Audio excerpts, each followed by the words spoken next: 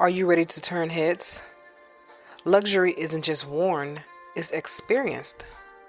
Introducing Alaila style, a new up-and-coming designer collection where exclusive shoes and bags for men and women meets your feet.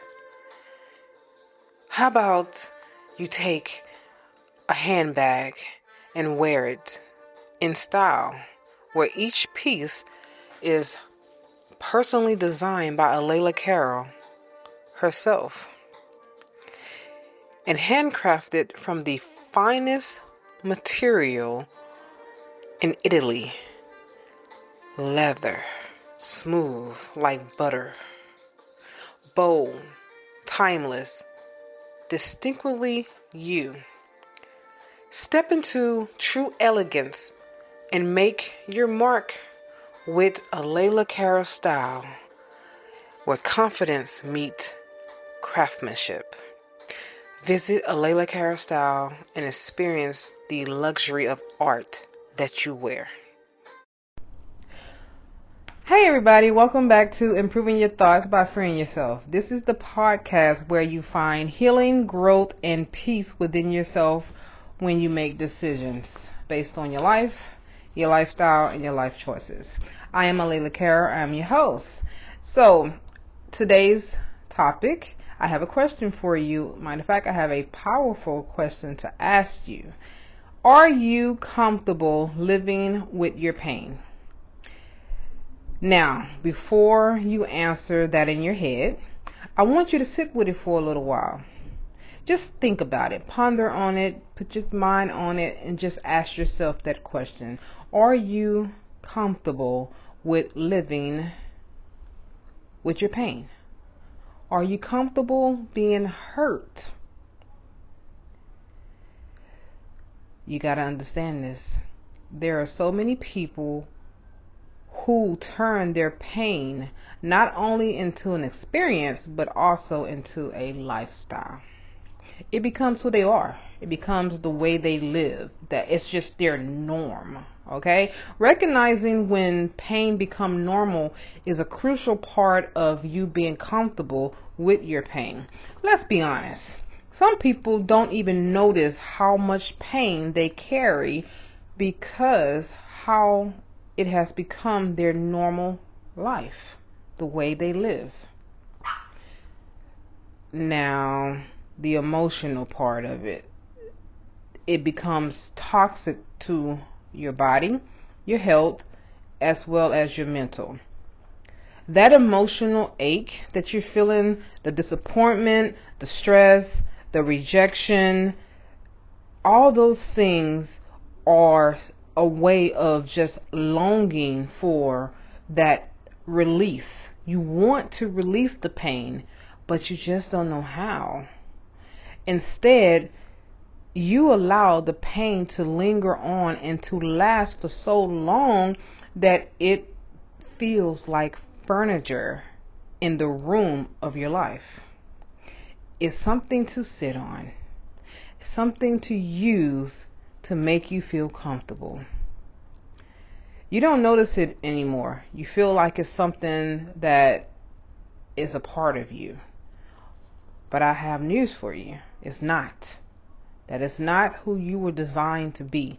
It's not who you created to be. Pain is something that is supposed to help you recognize the signals that something is wrong. But here's the thing. Just because pain feels familiar doesn't mean it's healthy. So let me ask you another question. Are you sitting in discomfort simply because it's predictable? Most of the time, most of us, we choose to stay in an uncomfortable setting knowing that that is the only thing that we know the outcome of. In our mind, it becomes an illusion of comfort. I want to ask you, think deeply on these questions that I am asking you. Don't just write it off, shoo it off, or fan it off like, oh, it's not a big deal. It's just something that she's just talking about. But I'm trying to get you to think. That's the purpose of this podcast, is to help you think, to help you improving the thoughts that you have in your mind, and to help you free yourself. As long as we sit in lies that we tell ourselves, we will never grow and we will never change. Life is too short to still stay the same. It just is. It's too short to remain the same person over and over again. Each stage of our lives, we are supposed to grow. We're supposed to change. We're supposed to be different. We're not supposed to stay the same. Now, if you hear someone say that this is just who I am, this is how I am, well, that's when you have to find out that they're sitting in an illusion of comfort. When I say to myself, let's just say, I say, comfortable is a part of life, but discomfort is also a part of life, which is true. But what actually is supposed to help us grow? It's supposed to be the discomfort. The discomfort is what's supposed to help us grow. If you're comfortable, you're never going to do anything different. You're going to stay the same. You're going to remain in the same position, and you're going to continue to get the same results. And what makes it even crazier is when you're expecting different results by doing the same thing. Yeah, I think that's the definition of insanity, by the way. But when I say comfortable with pain, what I'm trying to get you to understand is that I don't mean that it's supposed to feel good. What I mean is that you're supposed to stop adapting to it. Are you adapting to the pain? Have you put yourself in a place where you're telling yourself these questions? Hey, I'm just who I am. This is just my life. This is just how it's going to be. Are you saying those things to yourself? And if you are, that is actually called mindset trick. I repeat it, mindset tricks. You are tricking your mind to believe that there is no way out, when it actually is a way out. And that is the purpose of this podcast. That is why I'm here today, to help you break free from the toxic relationships, the toxic unfulfilled jobs that you are going to every day, week after week, after week after week, and you hate your job. I'm here to help you break that bad habit that you know that's not helping your body, that's killing you. And I'm here to help you see the truth of the matter. So think about how many people stay in toxic relationships, unfulfilling jobs, or destructive bad habits because the pain of the unknown feels scarier than the pain they already know. But here's the truth. Choosing to live with pain is still a choice. So whether you decide to stick with what you have going on right now, hurting over and over again. Some of you might be hurting from a relationship that you really haven't healed from, and then you get into a new relationship with someone and you bring those baggage into that relationship, and now you're repeating the cycle. And I call that the same story but with a different cast. So you got a different person, but you have the same scenario that's happening again. That means that the person is not the problem. That means that you are the problem, because you are the common denominator in this situation, which means you need to pump the brakes and it's time to heal. So let's talk about what living with pain will cost you. What could it cost you if you continue to keep living this way?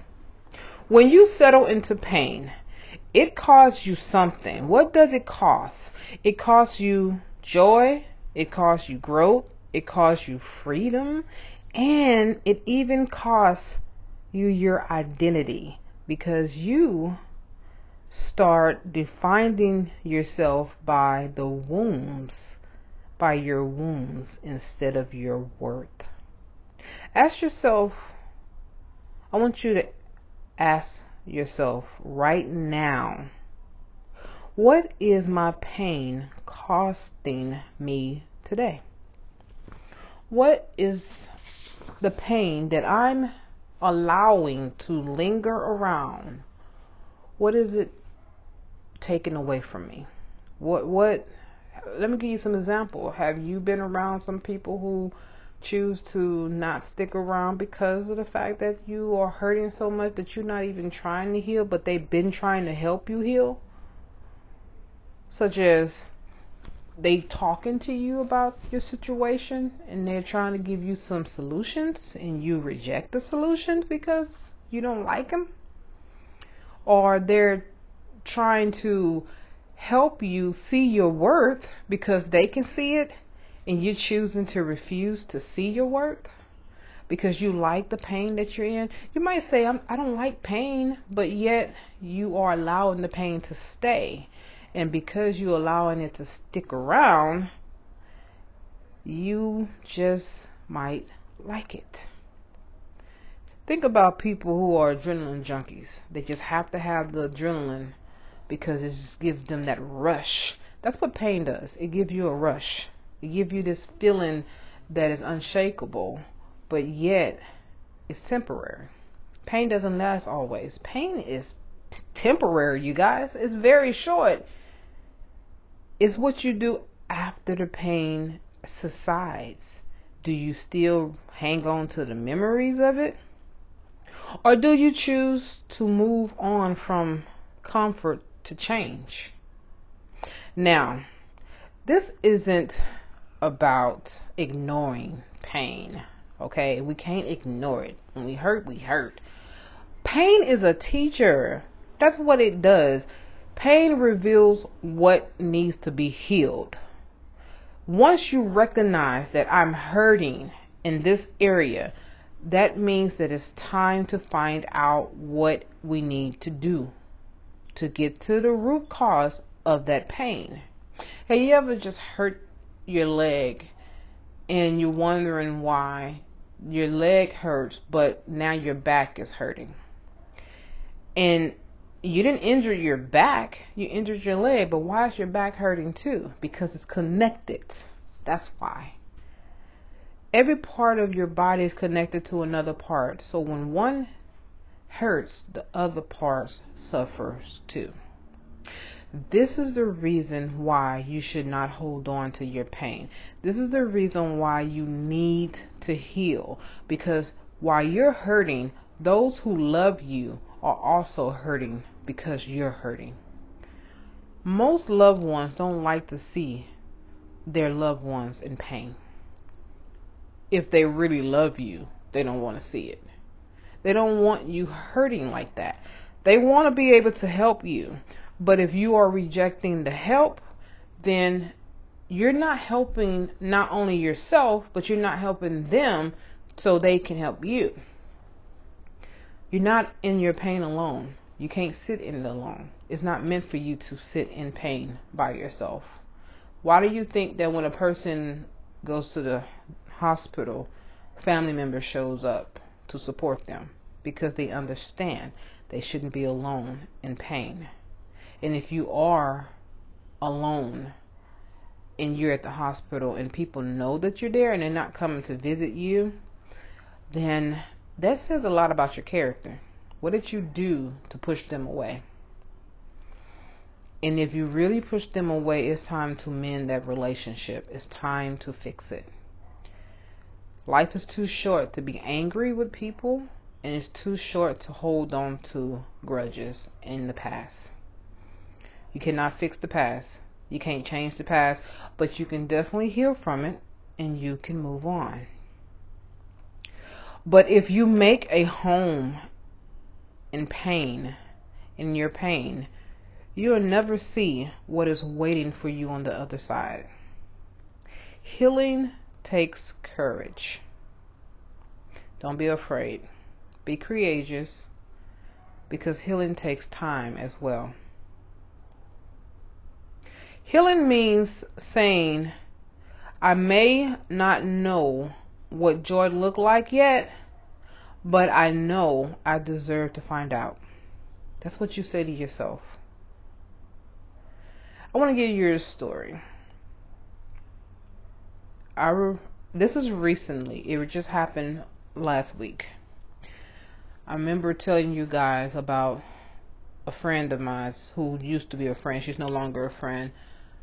How she's holding on to this grudge. It's been 10 years since we had last spoken to each other. And I told you she stayed across the street from me. I said, that's crazy. Out of all the places in the world that I could have moved, I moved across the street from her. What I didn't tell you guys is that I had a dream about her living across the street from me before I found out that she actually did. When my husband and I, my current husband, decided to move in together, we moved in with each other about a year before we got married. And when I was making the decision to move into his home, and I chose to move in with him because his home is paid for, as he owned his home, and I live in an apartment and I was paying rent. So why not move where I don't have to pay rent or a mortgage because it's paid for? So yes, it needed some work done, and I said to myself, I can fix up the house and make it a home, which I was happy to do it because I got to put my own touches into the home. I had this dream that I was doing that, and I saw her coming across the street to talk to me, and I was in the garage, and when she came up to me, she didn't come to apologize. She was basically coming to find out why I was there. What was the reason for me living across the street from her? And I remember in the dream that I wasn't quite surprised, but yet I was kind of. I was almost like, okay, we finally gonna have this conversation that we should have been had a long time ago about what took place with us breaking up our friendship, and maybe we could rekindle, not necessarily become friends again, but not to the point where we need to see each other and not speak. Well, basically be cordial. And I don't hold on to grudges. I have a hard time doing that. That's not in my nature to hold on to a grudge. I don't care how pissed off I am at you, how mad you make me. I just don't hold on to those grudges because I know what it does to my health. Physically, I get migraines. I don't want those things. So I have to let go in order to keep from having the migraines. Well, now, in real life, I was working on the plane. I was doing first class. And her kid's father, she got 3 children. They grown. One of them's married and got kids of their own. The other one's, whatever. So anyways, I'm trying to paint you a picture, let you know that we are grown folks, man. We are grown as people. Okay? So here it goes. I'm working, and I'm not talking about the dream no more. The dream is over with. So I'm talking about real life. So I'm working, and I see her kid's father come on the plane. He's been pushed in a wheelchair. Now, the last time I saw him, he was healthy, he was strong, he was not in a wheelchair, and I was surprised to see this man in this condition. And I said to myself, wow, how time has changed. Look how much time has passed by since I saw this man. And not to mention that his best friend had already passed away with cancer, 3 years prior to me seeing him. I knew about it because I saw it all on social media. Now, I don't talk to these people or have conversations with them. I have the children on my social media. That's how I'm able to see what's going on in their life, because they never cut ties with me, even though their mother did. They never did. And so I think they knew that I wasn't wrong. I think that's part of why they didn't cut ties. That I wasn't in the wrong. The mother was actually in the wrong. But it is what it is. No one's gonna fault their parent too much in situations. So it is what it is. So while he's on the plane, I'm serving everyone and everything. I walk up to him and I ask him, "How you doing?" You know, I'm making small talk and stuff. And he tells me, he's saying, I'm okay. You know, Andre passed away. I said, "Yeah, I saw that." And then he said, "You haven't talked to Chris, haven't you?" Now Chris is her name, and I said, "No, I haven't talked to her." And then, notice I just finally said her name, right? Because I think it's time to start revealing some of the people I'm talking about. So if they happen to hear the podcast, they'll know I'm actually talking about you. So the thing is that he said to me, he said, I don't know why you and Chris broke up your friendship. Y'all was really tight. Like, y'all was, like, for real, like, thick as thieves. What really happened? I said, I told him, truth be told, she really don't have a reason to be mad at me, but I think she's mad at me because I told her she had to move out of my house.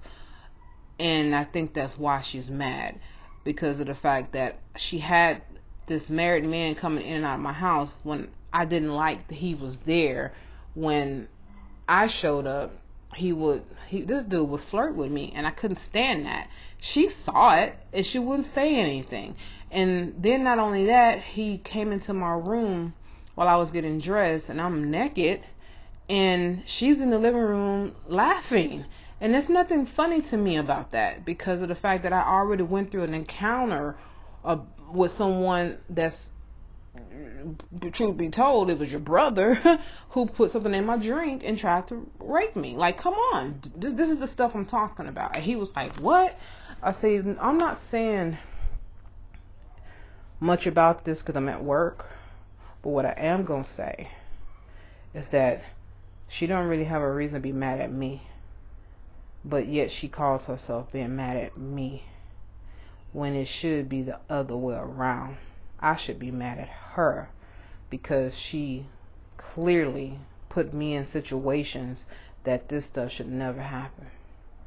So he was like, it's good seeing you again. And it would be nice to, keep in touch. He said, that what he told me, he said something about her living where, he asked me where I live. That's what he asked me. And I told him where I stayed at. He said, are you serious? And I said, yeah. And he's like, oh my God, don't you know she stays across the street from you? I said, what? He's like, yeah, she stays across the street from you in those apartments. And I was like, that was my dream. I saw that in my dream. And you guys, the thing about me is that I am a prophetess. I see things before they happen. Now, I don't always see everything, but whenever God is giving me a message, especially if it's about my life or Are you feeling overwhelmed and exhausted by stress? Introducing Stress Management with Imaging Coaching, your ticket to a calmer, more balanced life. In this journey you will be taking with us here at Imaging Coaching, we'll equip you with powerful techniques and tools you can use to conquer stress, control, and transform your life. From deep breathing exercises to mindfulness practices, you'll discover the tools to relax your mind and body. Come join us on this transformative path and unlock a world of inner peace and resilience. Don't let stress hold you back any longer. Take charge of your well-being today with Imaging Coaching, your stress management team. Discover clarity. Defeat stress through Imaging Coaching at imagingcoaching.com, at imagingcoaching.com, at imagingcoaching.com, at imagingcoaching.com.